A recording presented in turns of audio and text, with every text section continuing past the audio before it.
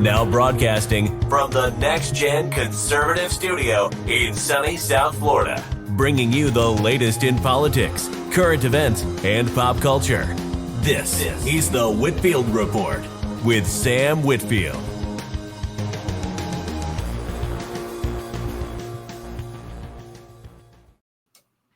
Well, folks, the summer of Sam is officially upon us as I have shaved my head for the summer. So, welcome to the show, everyone. And I forgot to add this hashtag to the show description on Rumble, but we should have also added hashtag disaster. Because disaster. That's what disaster DeSantis, I think, is what this is turning into. Rhino Ron, Raytheon Ron, Timid Ron. Rhino. Ron. Yeah. Like I said, welcome to the show, folks. Everybody. Type in your chat your favorite nickname for old Raytheon Ron. You know what? Raytheon Ron ain't bad. I know. I've been coming up with these things. Look, I think Disanctimonious is like kind of cool because it's like what the bully in a 1980s movie would call somebody. Yeah. Trump has big 1980s movie bully vibes. Yeah. Ron DeSanctimonious. It's like that's that you flip your collar up. You know what I mean? He's got two girls beside him. He pulled up in a limo. No, you're right, but Trump is the 80s movie bully in the sense of if you've watched Cobra Kai, right? The guy, not Daniel, but the other guy, the bully in the Karate Kid is actually the good guy, and Daniel LaRusso show no mercy is actually the asshole. That's that show. That's got to be true. Yeah, I haven't seen the new show, right? But I was always of the belief that Cobra Kai did nothing wrong, and that Show No Mercy makes perfect sense. You know, it's true. Big Cobra Kai proponent, actually. So I should probably watch the show. Yeah. Can I give my sort of take on it before and then we can dive into it? Sure. No, I think that like the problem with what I saw was tonight, which was what I feared, which was that his campaign was going to appeal to the sort of Twitter conservasphere people. And the problem is that like granular autistic policy detail is not how you run a campaign. And it's not the optics that is going to win you over people who Donald Trump got to turn out, which was his strength. Right. The guy who is for all extensive purposes conservative, but wasn't involved in the party. That is where you saw these record number turnouts for him. And this is the problem, is now he's running. He's not necessarily seeming to really go for the jugular of Donald Trump in any meaningful sense. He just brings up his COVID policy and his track record as governor. He does so in like a monotone, rehearsed manner. He doesn't go off script. I was saying earlier, it's very reminiscent of a thing a lot of people do where they try and emulate Elon Musk's manner of speech. Sometimes it's just the monotone, like serious thing he does, and other times they try and emulate his whole accent and everything. But it does seem that that's who he's trying to appeal. He's appealing to the Twitter DeSantis doomers, essentially. I don't think that's gonna play well. I have a lot of reasons I can back that up, later on. But it is interesting. Well, just you noted that. I didn't want to interrupt too much what Shmuley was doing there, but Yeah, I've seen it too. That the monotone thing, that's definitely intentional and trying to, because he doesn't talk like that in his speeches, is what I wanted to point out. Go ahead. Sorry. Well, so here's my whole thing with DeSantis, right? If you go back to the 2018 election when he first got elected as Florida's governor, his base was Trump's MAGA base. Yeah. Here and it largely still is, and I think that's something that he didn't account for. Yeah, well, that's my entire point. His base, it is the MAGA base, right? And a lot of his policies, which are good like the policies that have worked, are the MAGA policies. And now he's essentially splitting. I wouldn't even really, maybe not successfully, but like he's trying to split the MAGA base. And well, he's representing something that there is support for, but I just think it's overestimated support, and that is MAGA light, right? MAGA without Trump. There are people out there for that for various reasons. Some people don't like Trump because they think he's too immoral, essentially, right? That he's been divorced and he had the porn star thing, and now he's got all these cases. Some people don't like Trump because of the way he talks, because he's mean, quote unquote, and they don't like how he handles himself in that way. There are reasons that people like his policies and not him, and I understand and respect that. And I've been saying all along, let this primary happen if he wants it so bad. But I've been saying all along also, DeSantis doesn't want this, I don't think. He just may not realize. Apparently, he doesn't know that yet. He will learn. Well, initially, very early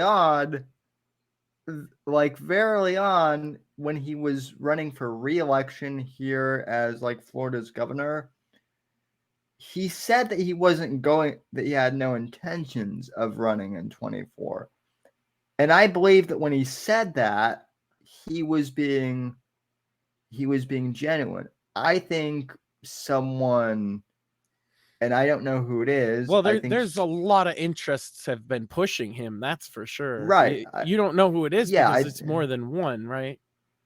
Right. There's a lot of people who would benefit from pushing him in to split the MAGA base. Not all of them on the left either. Some right-wing organizations would prefer a like I said, nicer Trump themselves. But well, I mean, it's not working. I'll tell you one thing. You Florida boys, like when I mentioned it earlier, had some thoughts on that I think we can start with. He's been doing policies in Florida that are clearly geared for somebody running for president and aren't necessarily helpful to the average Floridian. One of which is his battle with Disney, which sure, you want to get rid of wokeness or whatever, and that's, a noble fight. But now he's losing because they're moving their HQ and taking with it thousands of jobs, like much akin to what AOC did with Amazon, right? and he's not saving face in losing to Disney. If you were gonna pick this fight, win it, right? That's what I kept hearing from DeSantis people all along. Is like, oh well, he wins whereas Trump loses, and I'm like, well, aside from 2020, if you think that was legit, fine, I guess. But where did he lose? Like a lot of his policies, especially, are not only just in hindsight, but like in currently we're seeing the way things play out were the right call over and over and over again by Trump. Well, and the reversal of those policies is causing absolute disaster. Right. So if you're going to run against Trump as an incumbent, you got to run against his record. And he's trying to make his record in Florida at the expense, maybe I would say, of Floridian voters. Yes. Well, in regards to his thing with Disney, it's interesting. You actually have a very similar take to, and I share this opinion. But you and I both have a very similar take to Eric July, who I'm not sure if you're familiar with him, but he's I know who he is. Yeah. Okay. So Eric July's Rip-a-verse. yeah.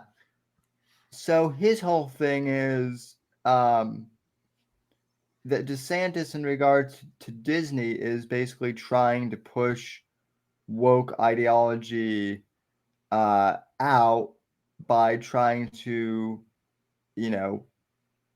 force out. And in regards to the culture war, you can't do that. How you beat Disney at the culture war game is you create a company that produces better content. Well, than this is the thing. And Eric July, I know he's one of those ANCAP guys, and he's probably stems from a similar source that I'm about to cite, which is Asa J would always talk about this. Culture is organic, right? It crops up. I wrote an article about this years and years ago. I might even dig it up because it's good. That collectivism on the right is considered a dirty word by a lot of people, but that negates and neglects the fact that there's a lot of collectives that we voluntarily choose to be a part of and are born into and kind of play our part in, like, because it starts with the family, right? Families live next to each other. They form little communities. You speak the same language. That's all organic. That's culture, right? And what you can't do with a culture that crops up organically like that is the government can't then enforce the culture without alienating the people who developed their own culture. Right. This is true throughout history. And yes, it's even true of the rednecks down in Appalachia, who's that's who he would have been talking about in a lot of cases, right? But it's also true of the fucking poor street kid in New York City. It's true, kind of universally. And this is a problem that people don't like to address is that culture, you can't just come in the government and regulate culture to be a way you want it to be without backlash ever, because it comes up so organically and it's so tied to people's very being and identity. Like I say, the culture stems from where they live, their family, who they're friends with, the people around them, develop their culture, local sayings, what they eat, what ethnic groups are a part of their family.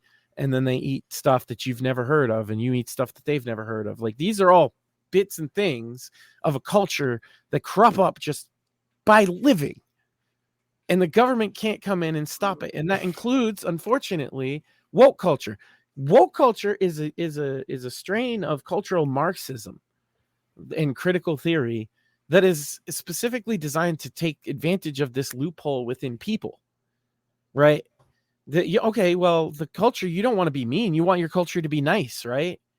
And so because people are nice, genuinely, most people want to be nice to other people who they have no transgression with or problem with. They're willing to kind of accept a lot under the banner of it being the nice thing to do. And so it's exploiting the culture, but you can't get rid of that by regulating it away. What's going to happen is people spit it out. And this is what always has happened. We had a culture not that long ago, a couple decades, of the right wing of the Christian right wing was pushing things that made most normal people very uncomfortable. And the only way that got changed is people just kind of spitting it out. Now, there were things that those people were right about too. And in some cases, the baby got thrown out with the bathwater, so to speak, right? But you can't just legislate culture away, which is what he's trying to do. And that's why he's going to find pushback, because there are people that believe in woke culture too, right? They believe, even if they know what it's for, they believe in the end goal of like a communist one world state to some degree, or a lack of government, like anarcho-communists or whatever. They believe in something. You got to remember that. They're not pushing for no reason. Right. Well, I just wanted to point out that Donald Trump announces that he's going to run on stage at Mar-a-Lago, gives a speech. Ron DeSantis remote in to Twitter space. to Twitter space. Yeah. Audio only, audio problems. Yeah. Well, Well, he wanted okay. Elon Musk in on this bad. Let's be real. That's what his dad was. He wanted that endorsement. He didn't actually get an endorsement, but he wanted the Elon Musk stamp of approval on what he was doing. That's definitely why he did it. So I have some thoughts on that specifically, right? This is another thing of him. This is another thing where I think he was trying to emulate Trump. In his mind, he's like, what would Donald do that would be like really cool and really cutting edge that I could copy? Well, I know Trump loves using Twitter, right? He was on all the time, and Twitter's kind of become this new free speech safe haven. Are you saying that Ron DeSantis is hello fellow conservatives? Yeah, yes, that is exactly what I'm saying. So like one of the things that appealed to a lot of conservatives about Trump on Twitter was that he was bypassing the traditional, like you heard all the time. I'm racking my brain here trying to think of a reason that you're wrong in that.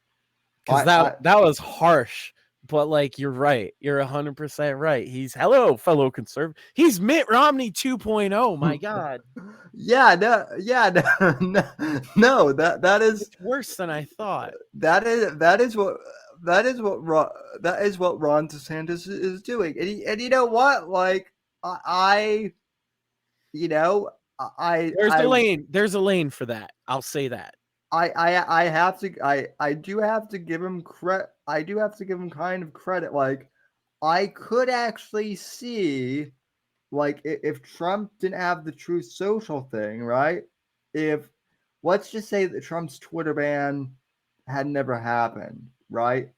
I could see Donald Trump doing his presidential announcement via Twitter Spaces if it was new and novel and unique, yeah, you're probably right.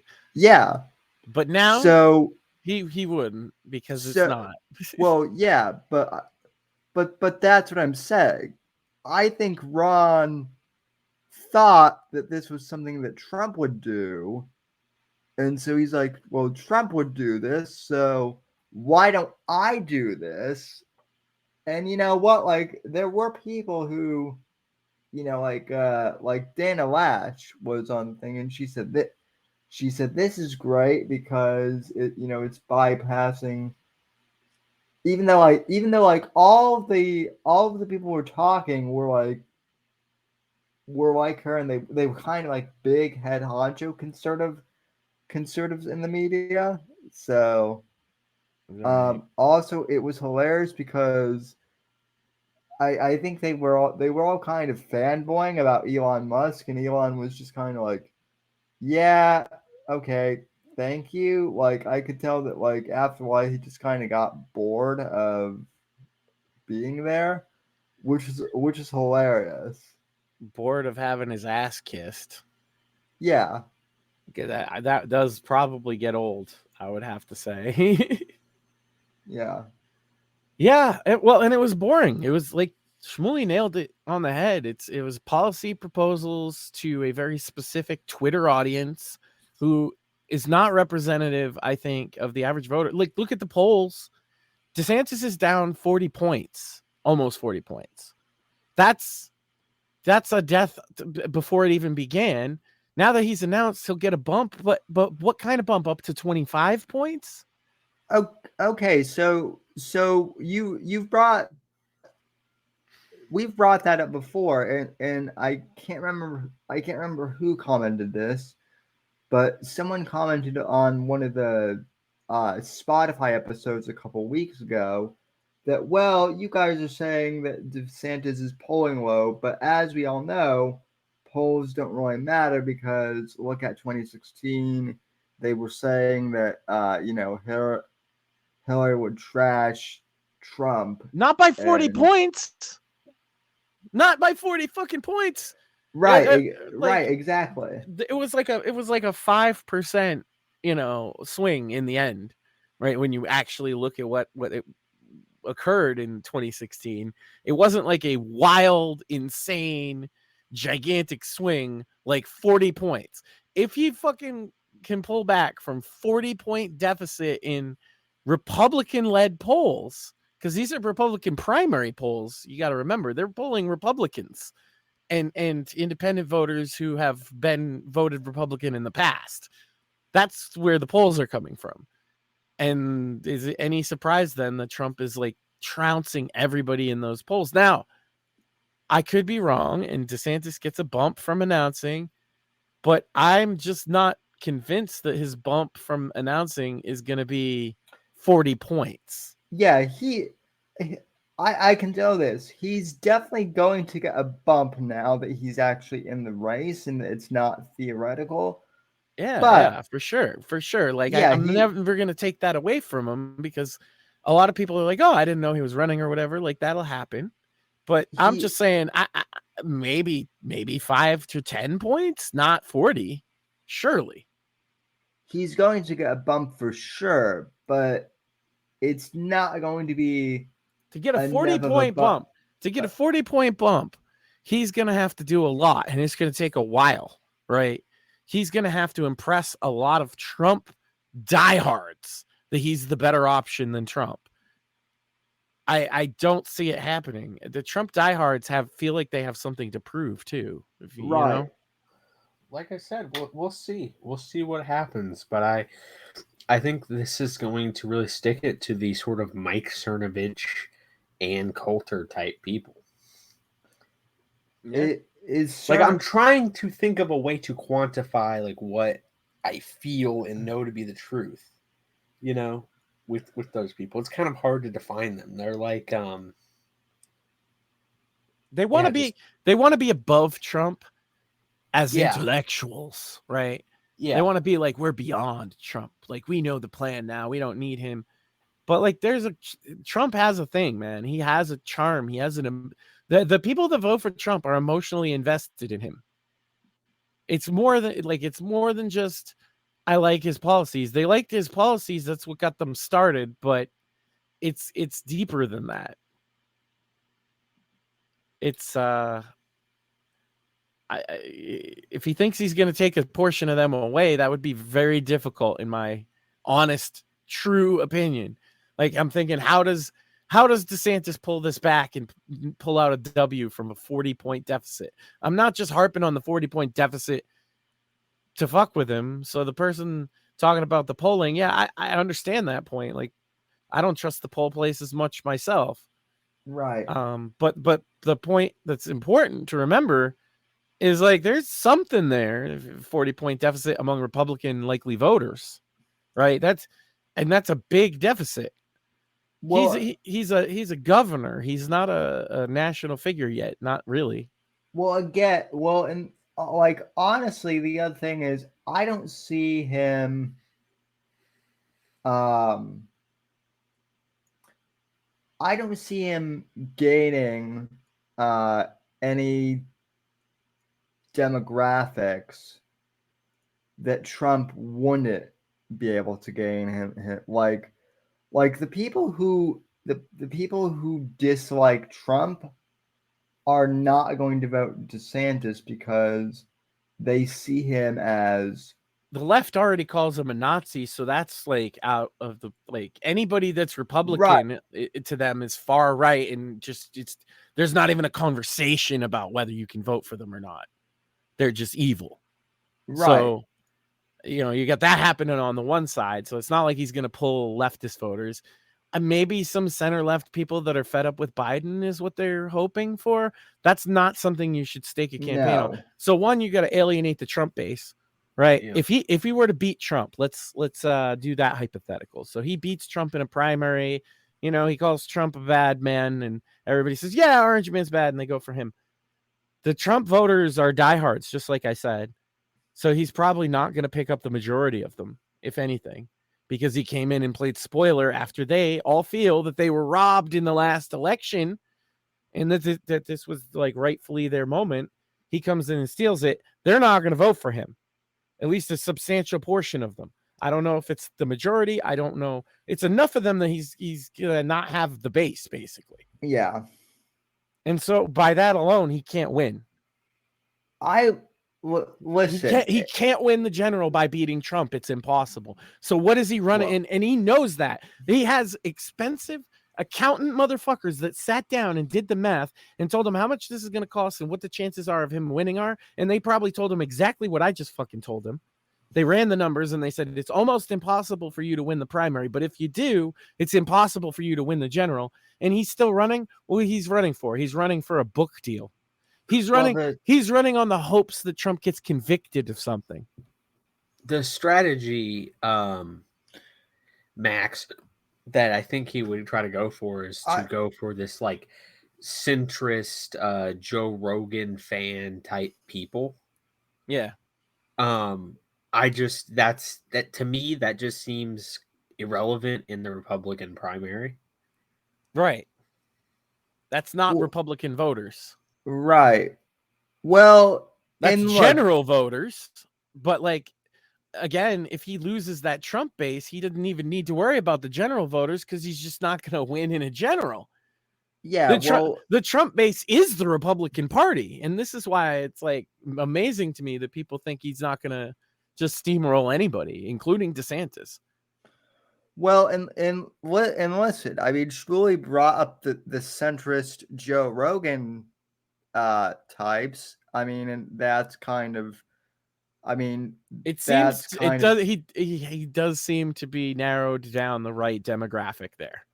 That seem to be what it's going for. But he distilled it into one simple thing: Joe Rogan listener, and he's right. Well, what's interesting about that though is damn you for being right, smugly. Well, yeah, I mean, he's talking about COVID. Oh, I'm going to go on with Elon and we're going to do this cool thing. You know, that's what I would tell him if I was a campaign manager. Be like, look, dude, you're going to fucking alienate the base. You need to speak to the people who are like upset about COVID and fucking think Twitter's good, but aren't like hardcore Republicans. Well, no, but what's funny about that, you guys, before he goes on Tim Pool's show. What's funny about that though is that like Trump's base, yeah, it is like, how can I put this? A lot of stupid hillbillies, and you hate them.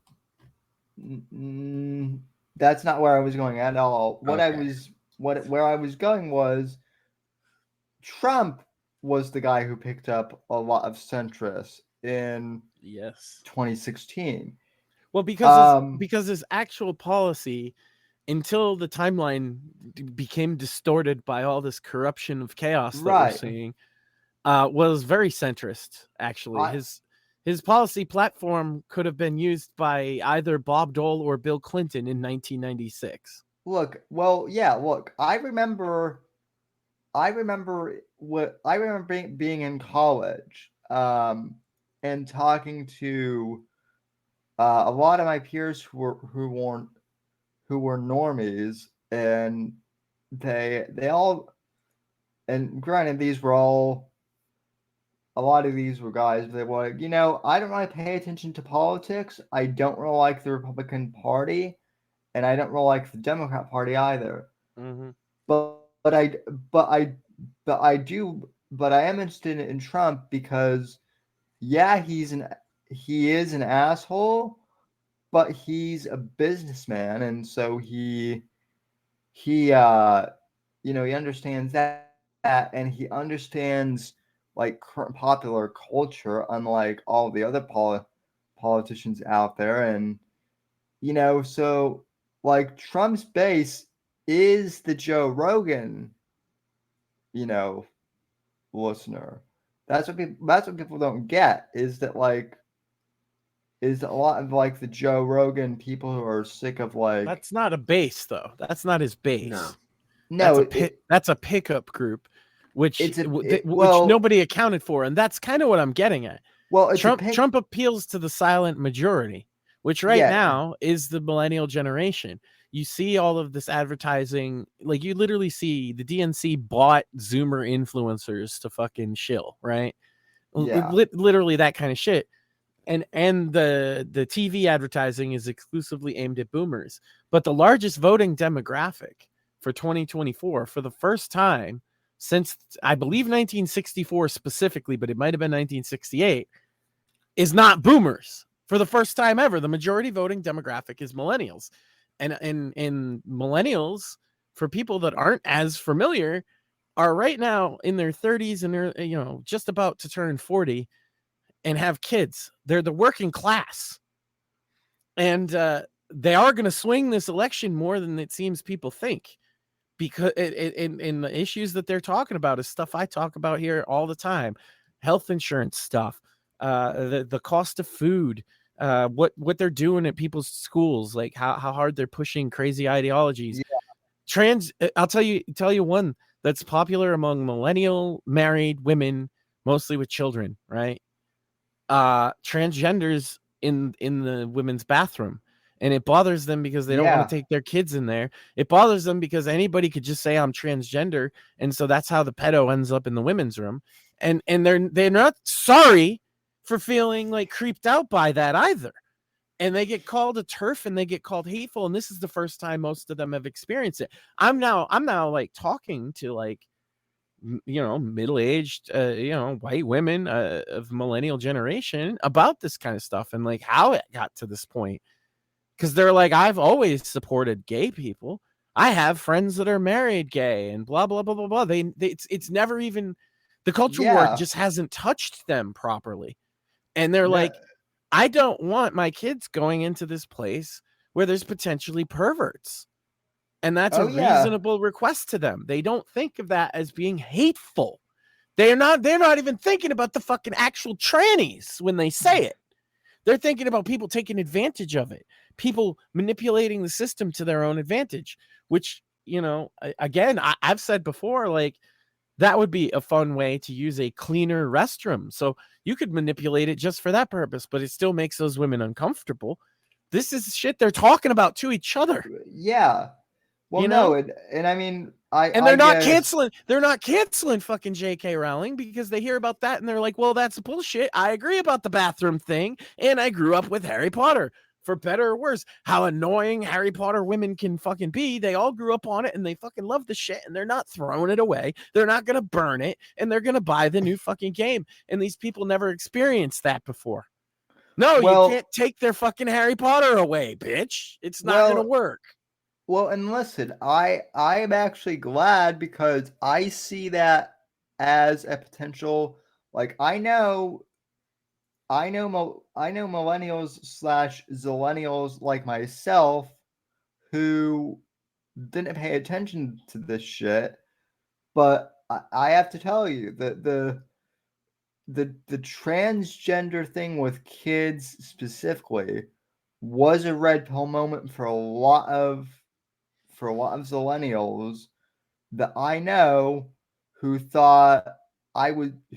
originally thought that I was crazy 5 years ago on the whole transgender issue. Well, I say this every time, we beat the Bud Light thing to death, but it's still working, right? There's still like, now it's just cringe. I had an experience. I've been playing classic World of Warcraft hardcore mode, and somebody in my guild was like, on a Friday night or whatever, oh, is everybody drinking? What you drinking?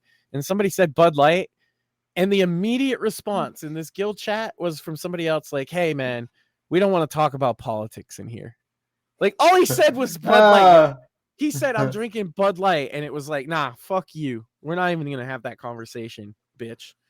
And that's how it's treated now. It's not even like, oh, people all agree and that they hate this Dylan Mulvaney person or whatever. It's literally like, I don't even want to get involved with that. I'm gonna drink something else. Well, that's the same thing with like Target too. Is you know, like do you shop at Target? Hey man, can we not bring up Target at all, please? I'm trying to enjoy myself. Yeah. Oh shit, I got caught walking out of fucking Target. Now I'm cringe, you know. Like that's how when I say culture is organic, that's exactly it. Yeah, it is. Or Disney fucking up all these movies, right? And then people canceling Disney Plus, right? We didn't have to tell anybody, and that's the thing. I've run up into people that have said, and Tim Pool's one of them. He perpetuates this idea. Oh, we got to create a counterculture. No, because then you end up cringe exactly like DeSantis. Like, hello, fellow conservatives. Have you heard my conservative themed music? No, just make art if you're talented. Just make art. Don't fucking slap people in the face with politics, and people will buy that shit right now more than ever. That's why the Terminal List, both the novels and the book and the show on Amazon Prime are so damn successful right now. I've been a fan of Jack Carr and the Terminal List since before it was a show, but that is also how you do a show. Like, I mean, Jack Carr, in the way he writes, is definitely based, but it's not in your face. Like, when they say everything is politics on the left, they're not wrong. It's just not everything has to slap you in the face, but they don't know how to do it any other way. A lot of the people get turned off by a lot of the woke shit in the media because it gets dumber and dumber and more aimed at literal kindergarten mindset. And even the kids are too smart for most of it. And that's why Gen Alpha is a thing too. So the millennials, I talk about being a silent majority, and our children, are Gen Alpha, right? And they are raised by us who is like, don't label people, don't get labeled yourself. That's stupid. Like a different mindset than these Zoomers. Obviously there's left-wing millennials that do that shit too, but it's a Zoomer more mindset to control your pronouns and talk about all this other stuff. And our kids aren't actually being raised with as much of it as you might think because of us. Because parents standing up. Okay, that was going to be the question. That was going to be the question that I asked, because see, like, I don't have kids, but I do have. It's real easy if you put your kids into public school. I did. It's cheap and it's normal, and as long as the school's normal, that's fine. And I am involved with the school. That's how you fix that problem. Me and my wife are involved with the school, like, heavily. There's an event tomorrow where the kids are doing a race to raise money. Yeah. And we're actually going to go over there and volunteer like we did last year. And yeah, I know the woke shit's not at a school, at least not to a degree that's like offensive to me. And I know it because I'm there firsthand all the time. And I talk to the teachers. We email his teacher back and forth every single day. That's good. We know what he's doing. We know what's being talked about. And that's how you have to be. And unfortunately, a lot of parents can't because they're working their asses off. I have the luxury of that. I work from home, so it's possible to be more involved than other people. Yeah. And if you can't be involved, private schools are a much better option. But again, Trump does have school choice as a policy, which is my preferred thing. I think across all demographics, I think it's a preferred thing to have. You just get to pick whichever school you send your kid to. It doesn't matter if it's private or public. You just send your kid to the school you want them to go to. You get a voucher for it. I mean, I will say that is one of the things that, like, DeSantis brought up that was like, he brought it up, but all right, Sarah Huckabee over there in Arkansas did it. So talk about it. Talk about it more. You're a governor. He could totally. He has a friendly legislature, and he's a governor. If he cared about school choice, he'd have passed it.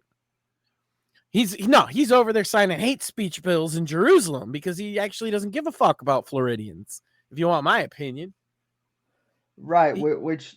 Except he thinks it's a voting demographic he can win in a general because he's a Florida man. The Jerusalem thing, like, why he went over there to sign that in Jerusalem was weird.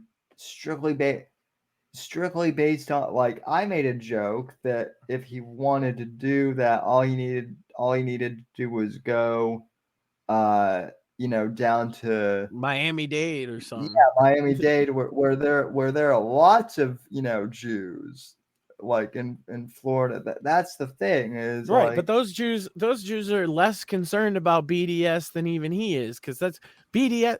It's again, it leads to this, like Shmuley said, the policy thing. That BDS is not something normal people even know what it is. I usually would have to explain that to them.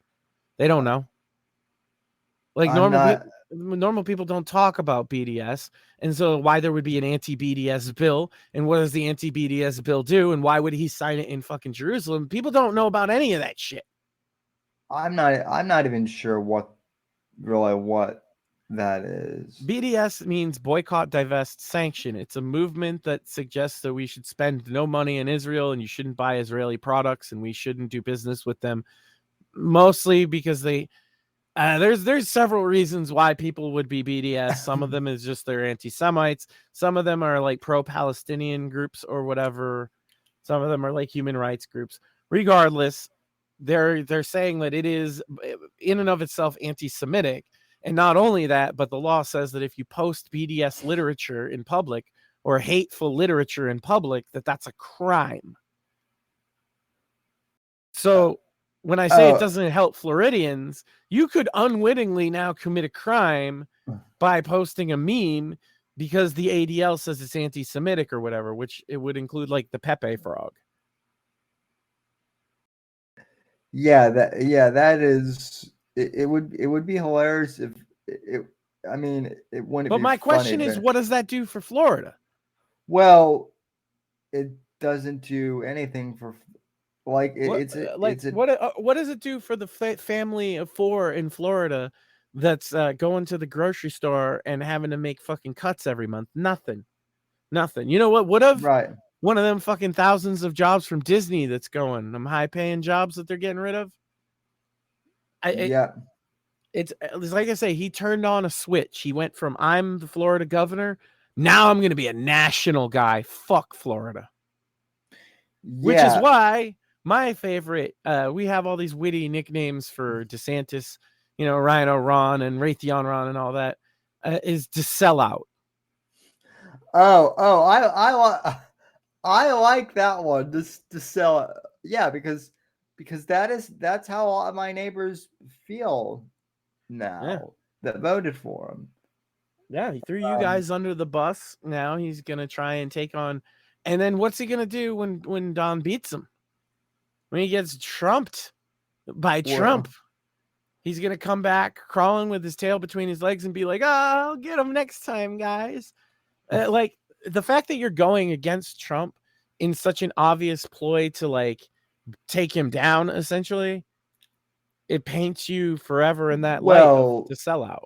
Well, Matt, so here's the reason why I'm mad at DeSantis, because essentially DeSantis ruined my roadmap for him to become president, which is let Trump run in 2024, let him win, observe him, learn from him, and then in 2028, when the left gets more deranged and they, send in some like AOC, then run in 28 and be Trump 2.0. Yeah, I mean, I was with you. Like what he should have really done is focus on Florida, focus on jobs in Florida, focus on the economy in Florida. Get it slamming for the next couple years, even if we have other financial problems. Be the state that runs against the trend. Yeah. And that sets you up easily. But he immediately flipped to, I'm going to do national politics. So I'm going to fight with Disney. It really doesn't benefit the taking woke Disney's tax status doesn't benefit any Floridians at all. It doesn't, right? No, if they still had that tax exempt status, it would have been the same as it was. Well, for the entire time you'd been living there prior. He took their tax status, and now those jobs are actually going to start leaving. Well, and see, it's interesting that you bring up the Disney thing, because here's the thing: him taking away Disney's tax status, the thing that is really hurting. I will tell you this. So, granted, Disney does get a lot of money during, the tourist season and all of that, or they did. But the locals would traditionally get like a discounted rate for being in state, right? It wasn't that much of a discount. It's still really expensive to go. But my point being is, like, Floridians weren't going to Disney before because of this woke shit, and DeSantis fighting them isn't going to cause Floridians to go to Disney or really any other theme park. But what about if what if you're the fucking guy that works at Disney as an engineer whose job just got sold out, but you voted for DeSantis? Because just because you work at a company like Disney doesn't mean you're a leftist.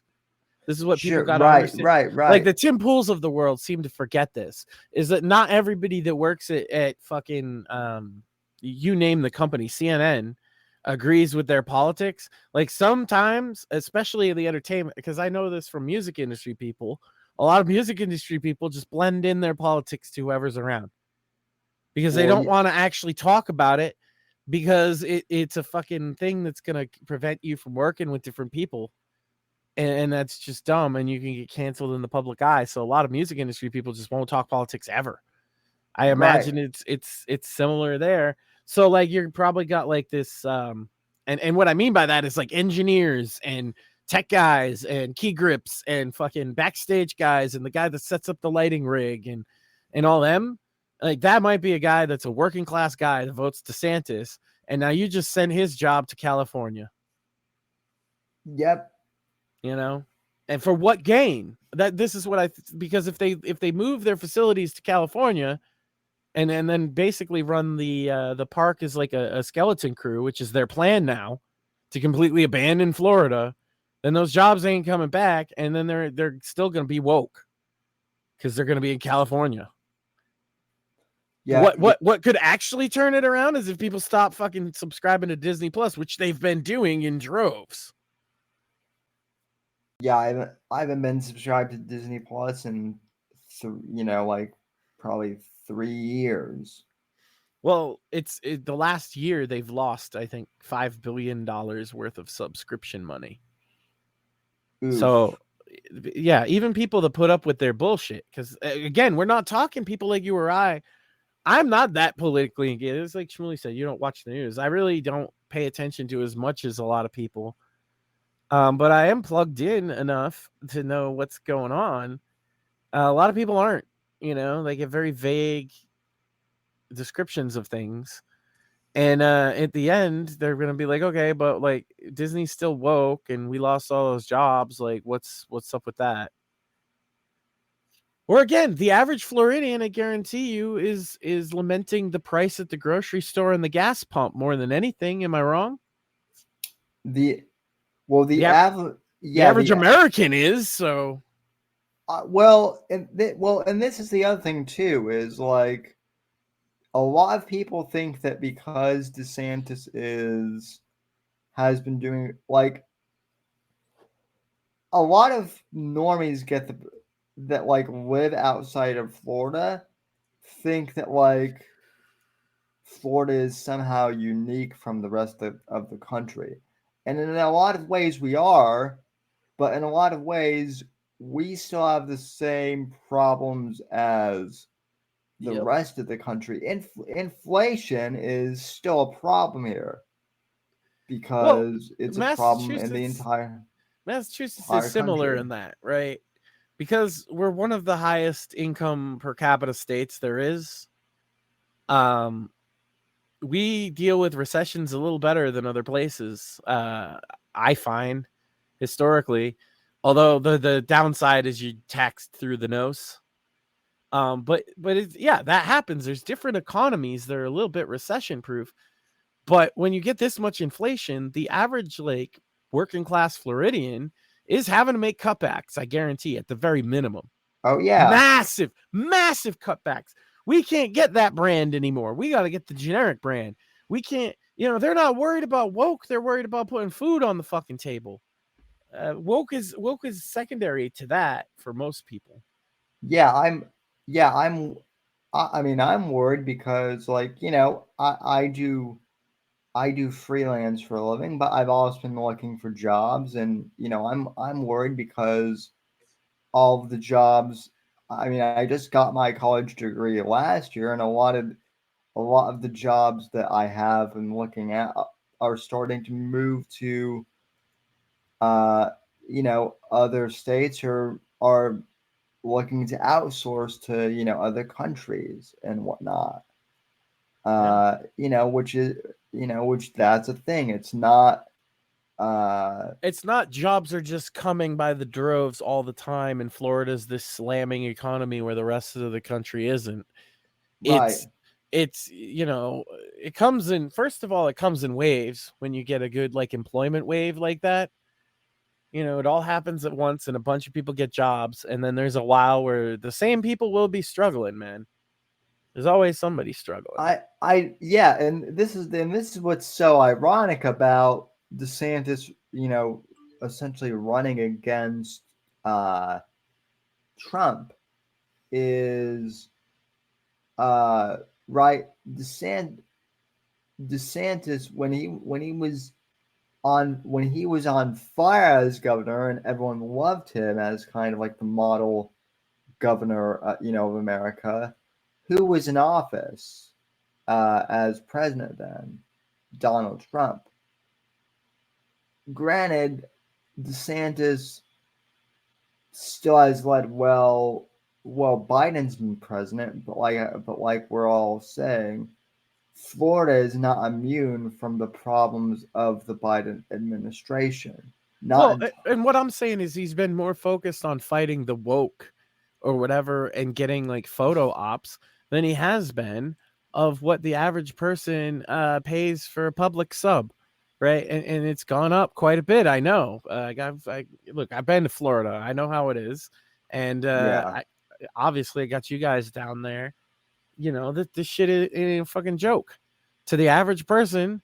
They might be pulling in more money than they've ever pulled in too. That's the fun thing. They got a better paying job than they've ever got in their life, but they've never been poor. That's Biden's America in a nutshell. And if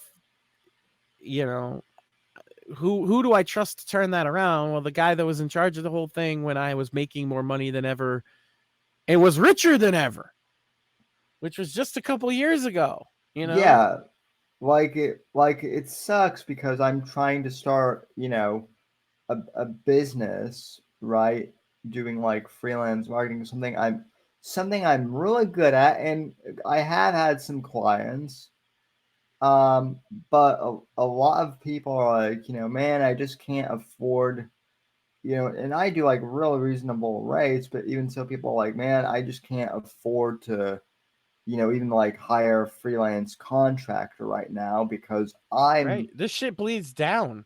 This tax the rich mentality is exactly what this is when the corporations and the big businesses feel threatened and that they're going to get taxed into shit, that gets tossed all the way down the heap to the freelancers and the day laborers and everybody else too.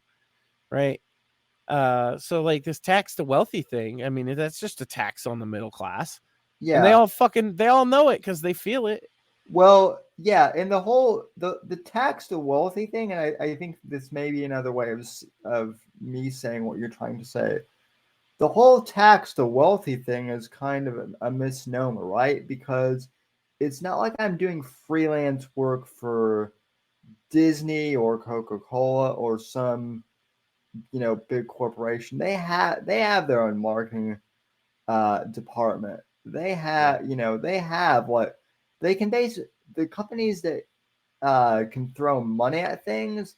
They don't need me. The companies that do need my services are local businesses who, yeah, they might make a lot of money, but because of the current financial situation they're having to pinch pennies. Well, because inflation increases the fucking inventory cost of your stock, Yeah, right? For one. So the price of all your goods and services, like this is what you're going to have to do. You're either going to have to take a cut to your profits, and that's a no-go, right? You can't take a cut to your profits, or you're going to have to raise the average price of your fucking goods or services across the board to match inflation so that you can continue paying people at the same similar rate. But the similar rate isn't worth as much for them when they go to the grocery store. yeah, It's just this downward fucking spiral, and the only people that get hit by it is the fucking middle and working class. You know, the upper middle class is fine with it. The poor, they live off of welfare already. They usually just get increases, so it's actually not that big of a deal to them. But it's actually, inflation is outpacing the increases that they get at this point too. A lot of poor people are having to be a little more careful with their food stamps and things. And again, it trickles down, and the people that get hurt by these decisions is just the bottom of the economic barrel. And if you're anywhere near the bottom, it hurts you. If you're at the top of it, you can weather the storm. What do? They just hire less people, right? Oh, I'm going to get taxed more. Inflation is making the costs of doing business go up. I have to raise prices on everything, and also I can't be hiring people. Well, and I mean, I hate to say this, but like the very top of the food chain, right, are the ones pushing this whole woke bullshit because they can afford to, because they don't have to deal with the average problems of us average peons out here. Yeah, I mean, I live around people of all races, and that shit just doesn't come up. Right, because we're all in the same boat of like trying to stretch that extra $10 at the grocery store, and it turns out you kind of can't. Or we're all going, again, like I say, going to school events, and what does everybody there want? They want like a positive, upbeat school, sporting event where everybody's like cheering for each other, right? Nobody wants politics preached. Yeah. It's very funny when like the president of one of the universities here in Florida was talking about DEI and that whole thing, while simultaneously like driving an Aston Martin. Of course. To and from work. It's like, people talk a lot about the middle class white women, right, that push a lot of this shit. But I want to point to it's upper middle class white women, right? The middle class white women are who I was talking about before. They're the ones concerned about trannies in the bathrooms. They're the ones concerned about pushing, drag queens on their kids. They're the ones concerned about again putting food on the table, and they're not going to be sold by whatever Joe Biden's selling, and it's going to be harder to sell not Trump, because if you're selling them the same thing, you know what I'm saying? Yeah. Ron DeSantis is selling to them specifically. He's selling them the same thing, except he seems kind of high on the war. His only problem about the military, as far as I could tell, was that there's too much wokeness in it. But like, he didn't mention that we are on the brink of multiple wars, because that's kind of important.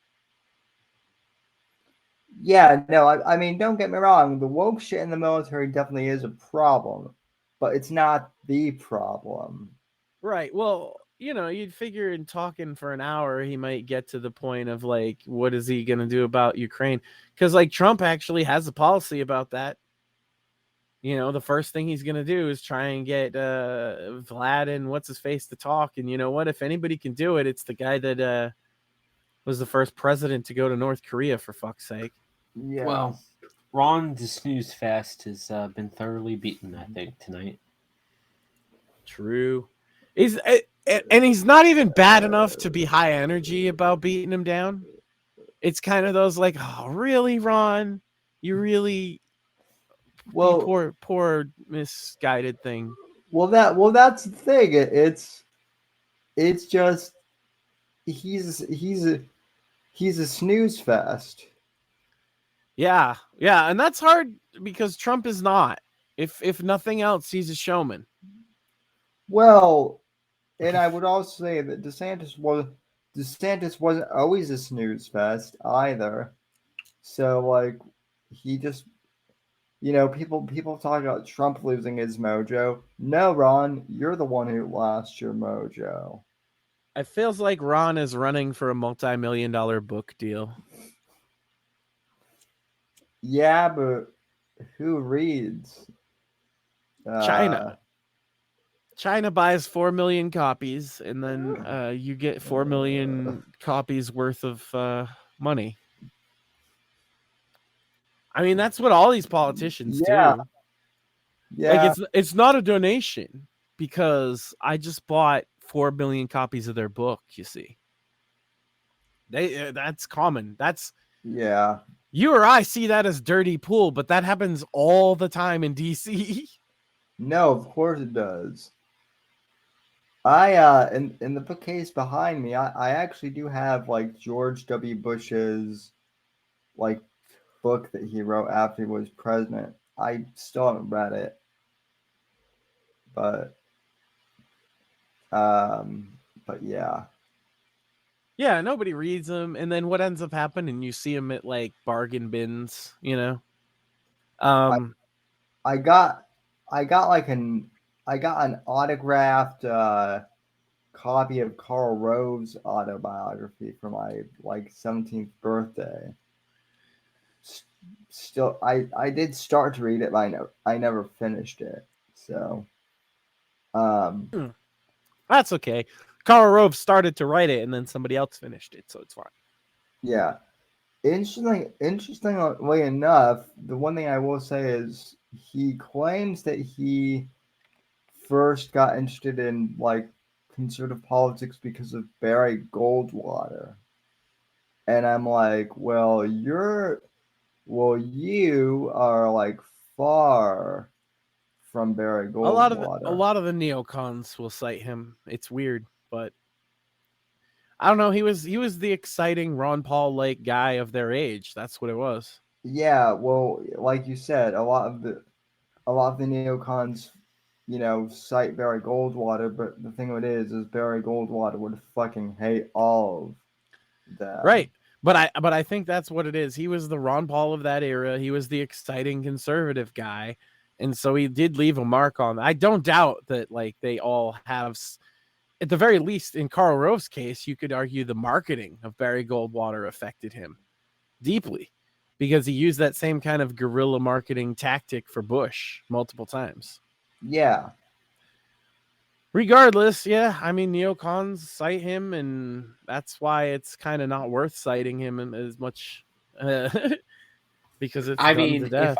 If I had to cite somebody, it would be Murray Rothbard, right? Yeah, that would be funny. In the same reason, same reasoning why that would be a bit funny. I did read Conscience of a Conservative, and it's an interesting read for sure. Well, have you read Man, Economy, and State, Sam? That's a good one. Can't lie. No, not yet. It's on my list. It's on my list. There you go. No, it's good. Actually, one of the I'm trying to remember what the name of Nations by Consent is the what would be article series of papers. It's not in a book, but it's published. That got me into nationalism. It got me thinking about it. Because he was talking about, particularly from like an Austro-libertarian sort of anarchist-like view, right? Did he have to support immigration? And he reasoned that the Russification of the satellite states, so during the Soviet Union, they would send Russian people into, all of their satellite states. Like literally the Ukraine in the fallout we're dealing with now, Yes. Yeah, in order to make them basically puppets. And so he was saying, like, if open borders is the only libertarian policy, do we support that, right? And so what he came to the conclusion of, spoiler alert, was that no, immigration is a state policy. Right. Immigration or the lack thereof is like Yes. the idea itself is a state policy. Which sort of broke me out of that view, but also from that, you sort of start thinking about it in those terms, right? Mm. And that inherently leads itself to, well, why do we have open borders today, right? What benefit does it serve to the average dude is the question that I ask, and as an average dude, it's not served me particularly well. As I talked about last time, I've lost jobs over immigration. Yeah, well, it seems to serve and our outsourcing. Ruling class. It seems to serve our ruling class. Which outsourcing served them very well as well. That's why all our shit's made in China, and they just all third-party man in the middle fucking make profit off of it. They're essentially drop shipping. Yeah. And to be fair, I mean, the ruling class does it for their own, sort of twisted benefit, but there's lots of small special interest groups as far as business, particular industries and stuff that benefit from it and push for its continuation. But average blue collar guy doesn't benefit, is my point. Oftentimes, if he maintains his job, let's say construction, right? He's now competing at a way higher wage than the guys that you can pick up at Home Depot and pay him like $100 and lunch, and they'll do the work.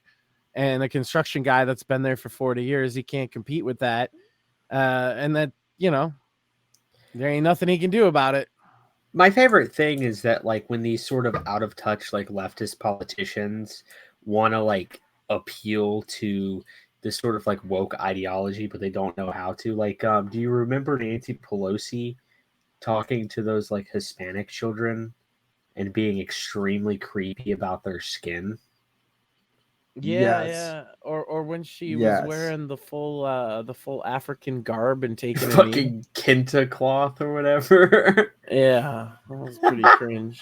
Yeah, I mean, you see this with Joe Biden too, right? He's like, by 2050, people that look like me will be a minority, and this is good. Like, just the most like creepy weirdo shit you can imagine someone saying. Well, the thing it is like when Biden says something like, hey man, transgender rights are human rights, and my immediate thing is, does Joe Biden specifically even know what a transgender person even is? Like, probably not. Yeah, exactly. Yeah, probably fucking not. here's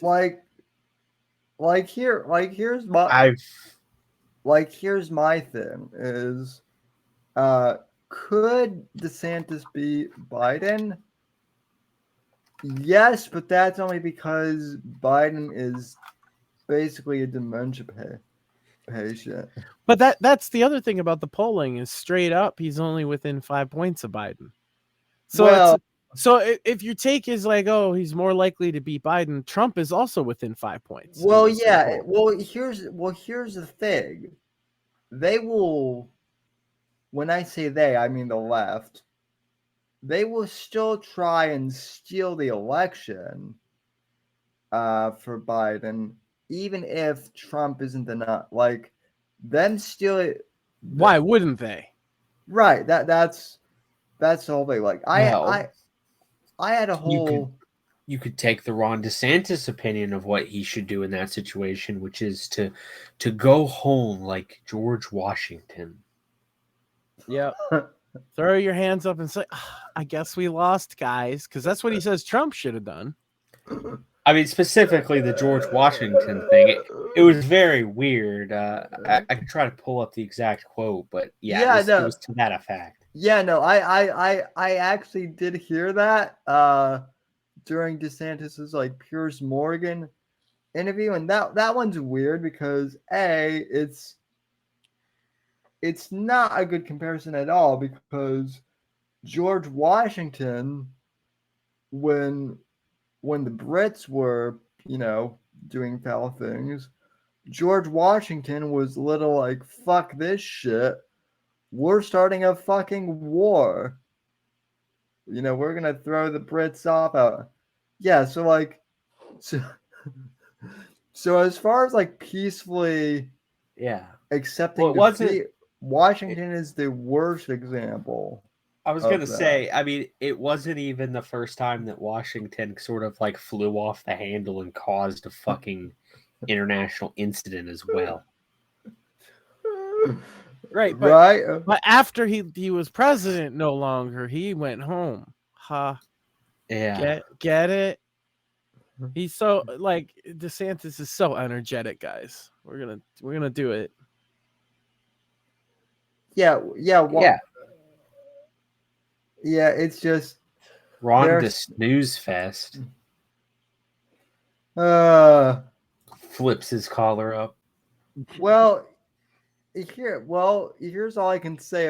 So Wednesday, today was Wednesday. It was kind of a snooze fest in general because because Sony had their big keynote for PlayStation, and it was a snooze fest, I guess. Other than Spider-Man 2, like that was the highlight. I'm not gonna lie, I marked out for Metal Gear Solid 3 remake. Because Konami can't make a new good Metal Gear because they don't have that guy.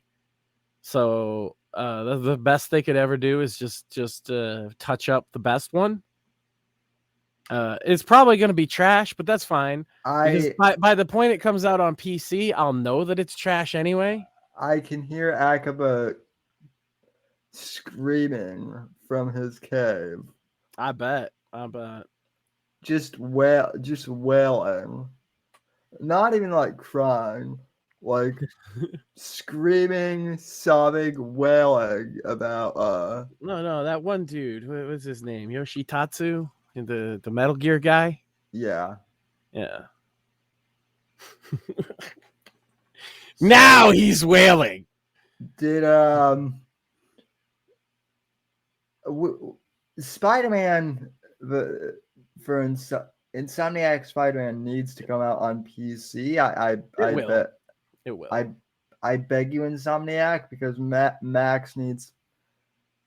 If you don't send a copy to anyone else, send one to Max, because I'll buy it when they realize that sale prices on the PC matter and that they have to get below a certain threshold. They'll figure it out. They're new to the PC market. The other thing is it takes years for them to put out a port, but that's fine. I don't buy things at launch anyway. I'm a PC guy. Yeah. I mentioned the Hideo Kojima thing. I actually just got his game Death Stranding in like a Humble Bundle last month, and I started to play it on the Steam Deck. It runs great, but that game is fucking weird, and Japanese people are weird. And I'll leave it at that. There's a baby that you eat. I'm not really. I don't understand the game, so I quit. I quit when it got too weird, and when it got too weird was when I ate a baby. Yeah, I never finished playing. I never finished playing Alan Wake because although I like Remedy and the Max Payne games, Alan Wake was a bit too Twin Peaks. That's what makes Alan Wake great, though. I'm excited for Alan Wake too. It looks all right. So you're saying I should finish Alan Wake then? Yeah. He's like a Stephen King author writing the horror story that he's living through. It's so fucking good. Yeah. Actually, though, I believe they're making a remastered version of it. I'd just say play that. No, they did. That's what I Yeah. have. Yeah, I would play that because like that story, especially towards the end, it's a little bit of a mind fuck in typical Remedy fashion, of course. Also, there's a series of like TV show-ish content related to Alan Wake that's worth watching. It's all right. Same with Max Payne. If you remember. Mm-hmm. Yeah, Matt, I like Remedy stuff like that. I'm still waiting for now with the Max Payne remakes. I would buy those at launch, but mainly because I'm just such a Max Payne fan. Yeah, I went back and I played. I couldn't play the first one on Steam Deck. It's a bit too old. I'm sure they'll fix that in the future though. But I played the second one on Steam Deck. I played the first one on PC so that I could play the second one on Steam Deck and not feel because the first Max Payne is one of the most like pure, video games of all time. It's so good.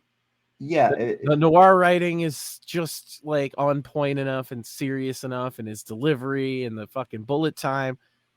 It's just a 10 out of 10 game. You don't get those nowadays. yeah. But a remake, I mean, it's not a complicated game. So if they stick to the problem with a lot of modern gaming, and it seems to be a Western game dev thing, because they were shitting all over Elden Ring about this exact thing, is they want to have all the systems and all the UI elements like right in front of your face. And they can't just like Max Payne worked because it was completely minimalist. The UI even disappeared if you didn't need to look at it after a few minutes, right? Or when you're in combat. And all the game was shooting. If you really think about it, you walked from room to room shooting different shooting galleries of enemies. It wasn't super over the top. Max Payne 3 nailed it too. And they did it in a modern form. I got to give Rockstar credit for that. Because Max Payne's obviously not their IP. So the fact that the Max Payne 3, even though it had like a tropical aesthetic and it was much more bright and colorful, it still had that soul of Max Payne is serious. The bad things are happening, and you're running into a room full of dudes and John wooing the fuck out. It had what I like to call tropical. It had tropical noir vibes. Yeah, I mean, that kind of was the setup for John Wick stylistically. Right. And that's the point. It's simple, and sometimes simple is a fact. Like Max Payne works. What I don't want is an RPG system, right? With like leveling up or just give me Max Payne with nicer visuals. Yeah. Hell, don't even do that. Just give me an upscale at this point. Yeah. Well, GOG has been great at doing those. Particularly a group called Night Dive Studios makes a lot of old remasters that are basically just okay, it runs at modern resolutions and modern hardware, and that's it. I just played Shadow Man, which was a game I loved when I was like 13. It's edgy as fuck. And they did a full remaster of it. It was fantastic. I played that on the Steam Deck, actually. This is turning into a great ad read for the Steam Deck. Yeah, I highly recommend one. That is the other thing is like I was waiting for Sony's handheld, but they released the concept for Sony's. Yeah, and it's only to stream from your PlayStation in your home. That's the crazy part to me, because Steam Deck does that, and it also plays games on its own, right? Like I can stream from my Xbox, out the Series X in the living room. I can stream that to my Steam Deck. I can stream my computer to it. Like I could do that, or I could just stream games like from the cloud or whatever. But like I don't think that's the handheld everybody's looking for from Sony. People are looking up to follow up to the Vita, right? If anything, Steam Deck is the next gen of like what the Vita was going for. Yeah. No, that's my whole point. Is I was holding off on the Steam Deck to see like what PlayStation would do in the hopes that they would do like a PS Vita 2 or something. Yeah, all they'd have to do is make it slightly more powerful than the fucking Nintendo Switch and let you play like old PS3, PS4 games on it. Yeah. Which by the way, the Steam Deck can do. It plays Xbox One games fantastically, actually. Yeah, some of the newer stuff struggles a little, but like you can play Cyberpunk on it. So, I mean, you don't have to be that powerful. There's a new thing, the ROG Ally, which is like a more powerful version of the Steam Deck. But like the battery life sucks because a 1080p handheld is just draining the fuck out of your battery. 1080p, if you're not a tech guy, is actually double the resolution of 720p. And then 1440 is double that, and then 4K is double that. Yeah. So yeah, well, and do we really need like a 1080p handheld? At 7 inches, 720p. Actually, the Steam Deck is 800p because it's ultra widescreen 720p. But it's 720p technically. It's perfect because it's a little touch screen. It's got the touch pads. It plays all the fucking games and then some shit that you wouldn't think it plays. Right. And it's $400. The base model, which is what I got. You could get there's a $650 one that's got like a better screen. But the $400, like that's hard to beat because it plays Switch games.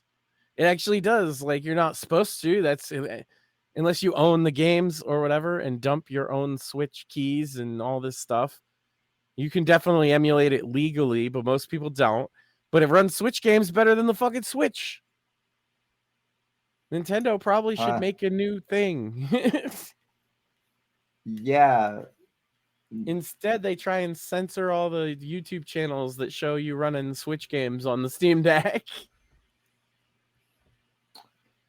Yeah, well, when it comes to YouTube censorship, we can certainly relate to that. So, how can we relate to that? Our show, this show. Yeah, it got completely banned. Yeah. This show. Yeah. You've been recording these? You son of a bitch. Yes, Smugly. And the audience loves you. Oh, no.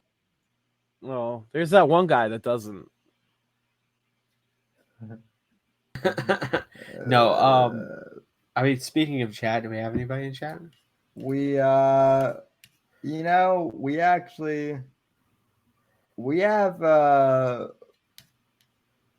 MAGA News Network sent a super chat in. We do have MAGA News Network, who what do you say? Who referring way back to our comment about Floridians was like talking about the quote unquote Jew, which yes, we were. Then he said racist much. Emojis at time, and then Roger Parks said Ron is getting paid to attack Trump. That's all that Soros is willing to pay for. I'm not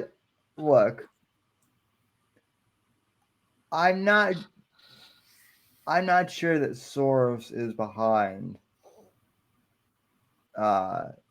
DeSantis, or that he is the one. There are certainly people encouraging him, and we could speculate about who that is. I'm sure they're donating. Oh, sorry. But otherwise, yeah, it's a bad idea. Like, he just sacrificed. Again, I think he sacrificed a potentially bright political future for this, but more power to you, fam. If that's what you want to do. If you want to be Trump's Huckleberry, I don't think that's a good idea, but you do you. Well, as you said a while ago, Max, like if DeSantis runs and Trump runs, then let them fight. And that's where we're at. That is where we're at now. And I say that because I'm confident that my guy's gonna win. I just feel sorry that the other guy wants. It's like you like combat sports to some degree, right? You know when you see a jobber and he's just, he's a fucking jobber, but like you see the guy's got, he works out, he takes care of himself. He's like, you're like, yeah, look at this guy. Maybe he belongs on TV. Maybe he's gonna put up a good fight. But then you hear the other guy's music, and it's King Kong Bundy. That's what this is like.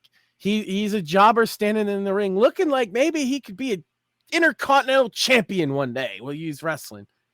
But then you hear the music hit, and it's like, oh my God, he's about to get killed.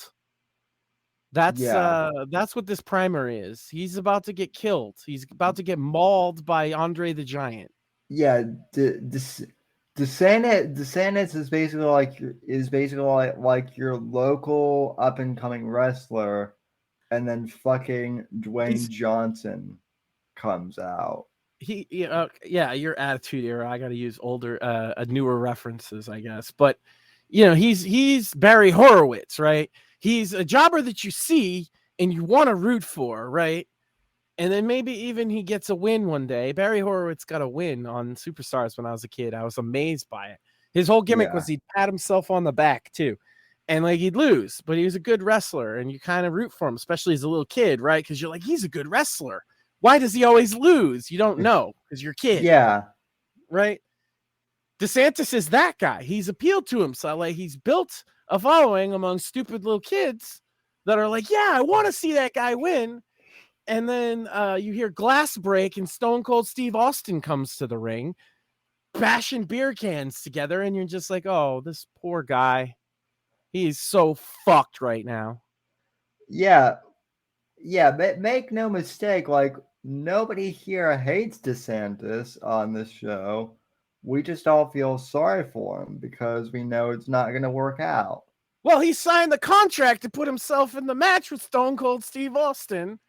And Stone Cold came out carrying 2 steel chairs and a fucking sledgehammer. Yeah. So it's like, all right, buddy, like, I'm not going to feel that bad when you get the shit beaten out of you. And then I'm not going to feel that bad with the injuries received from it later on prevent your career from going forward, because that's what's going to happen. You're the guy that tried to take down Trump in 2024. I'm not going to vote for you ever. Like, let's say DeSantis won. I am one of those people that I will not vote for him. I'm absolutely one of those people. I respect your choice. I would, but only because here's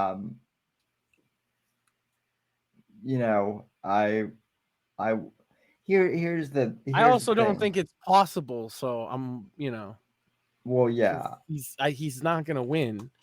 I mean, Barry Horowitz was a hell of a technical wrestler, okay? And you see him standing out there and you're like, yeah, this guy, he could do some shit. But he's no Stone Cold Steve Austin. And Trump is much more akin to Stone Cold Steve Austin, if anything. He comes in, he causes absolute fucking chaos. Women are fainting in the stands. All hell's breaking loose. And then Barry Horowitz is just standing there patting himself on the back, which I guess him being Barry Horowitz is so perfect because of that, the patting the back, right? Yeah. Maybe it's just me. No, that is perfect, actually. Ronnie Ronnie Horowitz, maybe we can call him. Yeah, or, I don't know. Such an obscure reference that, it'll be great. No, but he's brought this on himself. So the nicknames, Trump's already been pretty light on the nicknames with him, because as you've seen, we've come up with way more brutal than any Trump has used. I think that's my prediction in this, that the gloves are going to come off of Trump real fast. And he already called the campaign a disaster, like immediately when the fucking Twitter thing didn't work. And now hashtag disaster was trending all night on Twitter. So yep, that's a great look for announcing your campaign, I'm sure. Hashtag disaster. Yeah, well, like I said, he was trying to appeal to Trump's approach of quote unquote directly going to the people on Twitter, and it backfired on him. Yeah, well, we'll see. So. Maybe a lot of people were really impressed by the Twitter space, because you know how many people use Twitter. It's like all of them, right? Everybody uses Twitter. I mean, I will say this: like 300,000 people were on there. Supposedly. Twitter people. You have to figure some of them are bots. Probably about half, actually. Yeah. Even by Elon's calculations. And then you also got to figure a lot of them are not American. And then a lot of them are going to be hate watchers. So how many were big, DeSantis fans or voters to be swayed by it? I don't know. I don't think anybody knows the answer to that. Yeah, we'll see. The polls will bear this shit out. Let's say he gets a 15-20 point bump over the next fucking polling cycle. Then it might be a contest, but I don't think it's going to be that much. I think it's going to be 5 or 10. And that might even put him just over the threshold where they can say, let's have a debate. But that's the last thing he wants. I'll tell you right now, DeSantis doesn't want to be one-on-one on a stage with Trump. Because although he thinks, I'm going to maintain my composure. Are you, though? It's Donald Trump. Are you really going to maintain your composure with Donald Trump? Because nobody has so far. So you're going to be the guy? I don't know. All he could do is flip out and then ruin the one thing he has, is that he's Trump, but he doesn't fly off the handle, right? That's the only thing that a debate with Trump and DeSantis could do, is it could make it seem that he flies off the handle, and then that ruins his whole campaign strategy. And Trump is annoying enough to do that. It would actually be, here's what would be funny to me is if, Excuse me, I was trying to say something. No, what would be funny is, wrong. what would be hilarious is if Trump just says something that kind of annoys him, but doesn't interrupt him, and then he gets Ron to flip out, and then Trump is like, why you were supposed to chaperone those girls, and you were drinking beer with them and taking pictures. It was a real beauty. I truthed it. Ron, why are you yelling at me? Why are you interrupting me? People say that I interrupt all of the time, but in reality, Ron is the one interrupting. Yeah, the most classic Trump strategy in the world. That's what he wants. He wants Trump to come beat him up. Okay. That only helps Trump in 2024. I mean, if he wants to be the sacrificial lamb if he wants to be the low energy Jeb, if he wants to be Please Clap, if he wants to be Little Marco, if he wants to be Lion Ted, all that's going to do is energize the Trump base. So more power to him. This will be funny. That's my final thoughts on it. I don't think he can win, so he's only harming himself. Yeah. Well, all I can say is, Ron, I love you, but I'm disappointed, man. I'm not even angry. I'm disappointed. And believe me, sometimes that's worse. I had the perfect saving grace for him if he had announced himself as Trump's running mate tonight. Yeah. He'd be the man. I'd probably be singing his praises to some degree. I'd still be pointing out the fucking anti-BDS legislation, because I think that that's one of the most overreaching pieces of state legislation I've ever heard of, and completely tramples the Constitution, and I don't give him a pass on that. Yeah. But otherwise, like, I won't say he's been the worst governor ever. That's why you guys like him. I will just say he's turned his focus away from what got him to the promised land, and he's focused on national politics and appeasing the neocon war machine and the Ron to sell out. Like I said, he's turned his back on his populist working class base here in Florida, right, and is now playing politics. Yeah, well, the dark lords of fucking Mordor got his ear. You know what I'm saying? That's what it seems like. Yeah, and they promised him this book deal. They promised him, I'm sure he got promised a lot. There's no way he doesn't know that Trump's about to mop the floor with him. How does he not know that? Well, I'm sure that one of these neocon donors like whispered in his ear, like, "Hey man, you'll be getting so much money. You'll be getting more money than Trump has, and you can just outspend Trump to beat him, right?" But Yeah. Even if that were true, that's not gonna matter.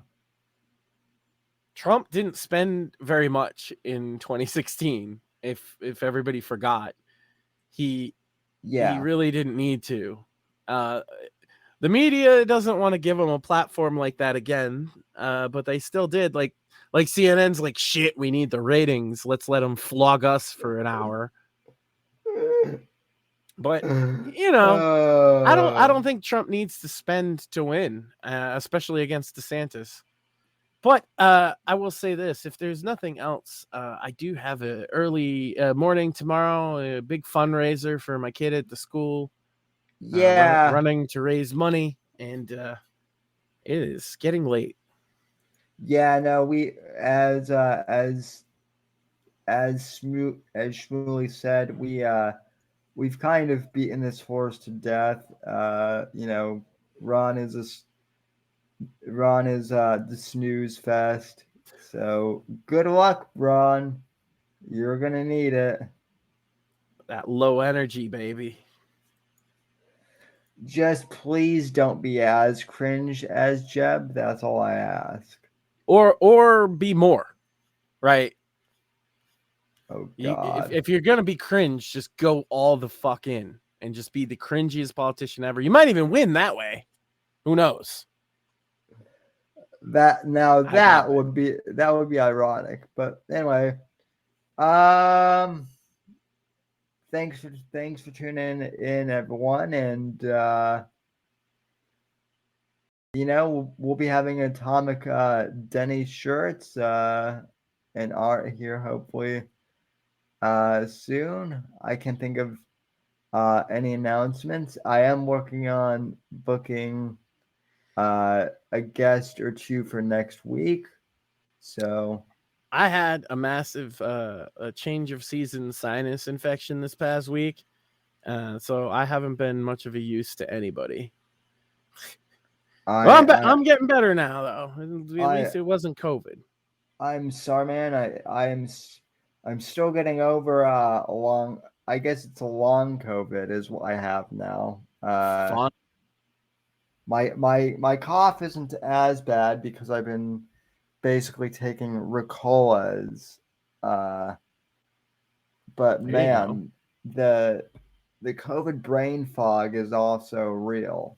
So get you some tea with honey. I'm telling you, that'll help.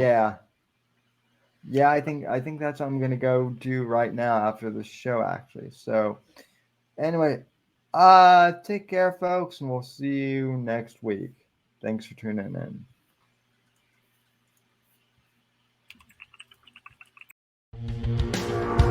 Thanks for listening to The Whitfield Report on the NGC Network. Please visit Sam's website at www.thesamwhitfield.com and support Sam on Patreon at patreon.com/Whitfield Report. Until next time, God bless, God save this great nation, and God, freedom, legacy, in that order.